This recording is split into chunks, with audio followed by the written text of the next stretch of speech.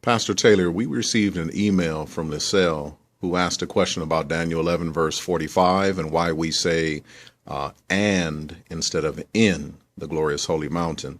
What do you have to say about that? Well, I'm going to go ahead and read that text that you just quoted, Daniel 11, verse 45. And he shall plant the tabernacles of his palace between the seas and the glorious holy mountain, yet he shall come to his end, and none shall help him. Now, the reason why we teach that it should be and instead of in is because Bible principles teach us that whatever the papacy enters into, he conquers that entity. In Daniel 11, verse 40, you see him entering into the countries of the king of the south, and he overflows and passes over. He conquers that domain. In verse 41, he enters into the glorious land, and many are overthrown.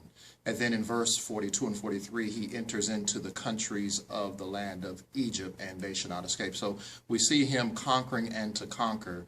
But in verse 45, we have a glorious holy mountain, which is a church triumphant. Now, the papacy cannot infiltrate or penetrate a church that is without spot, wrinkle, stain, or blemish, a church that has had the wheat and tares separated as a purified church.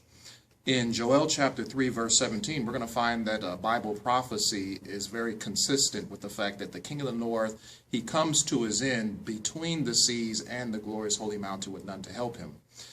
Joel 3:17, so shall ye know that I am the Lord your God, dwelling in Zion, my holy mountain. Then shall Jerusalem be holy, and there shall no strangers pass through her anymore. So the holy mountain, which is holy, God is dwelling in it. It's been sanctified, it's been purified, it's been made tried and become white. The strangers of Babylon do not pass through her anymore. Isaiah 52, verse 1. Awake, awake, put on thy strength, O Zion.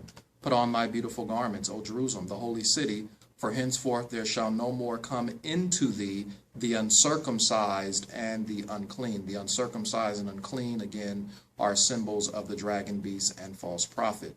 Nahum chapter 1, verse 15.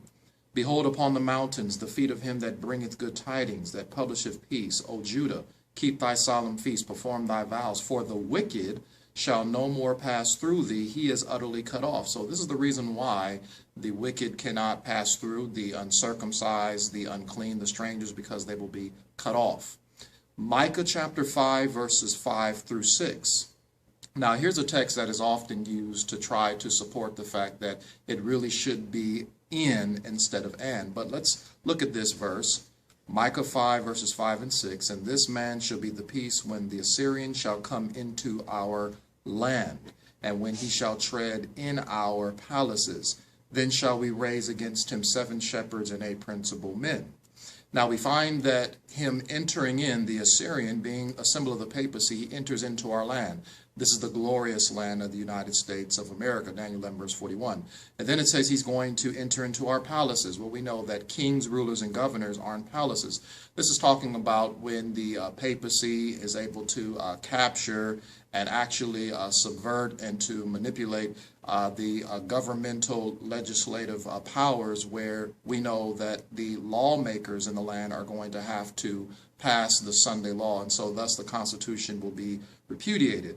And then the verse goes on to say, and they shall waste the land of Assyria with the sword, and the land of Nimrod in the entrances thereof. Thus shall he deliver us from the Assyrian when he cometh into our land, again the glorious land, and when he treadeth within our borders. Now that word border means landmarks, and we know that when the Sunday law is passed, it is the Sabbath, the law of God, that is going to be trampled underfoot. He thinks to change times and laws. So the borders represents the landmark or the Sabbath, which we know will be supplanted by the spurious Sabbath, the idolatrous idol papal Sabbath. And then finally, we want to end in 2 Kings 19, verse 32 to 34. 2 Kings 19, 32 to 34 says, therefore thus saith the Lord concerning the king of Assyria, he shall not come into this city, speaking about Jerusalem, nor shoot an arrow there, nor come before it with shield, nor cast a bank against it.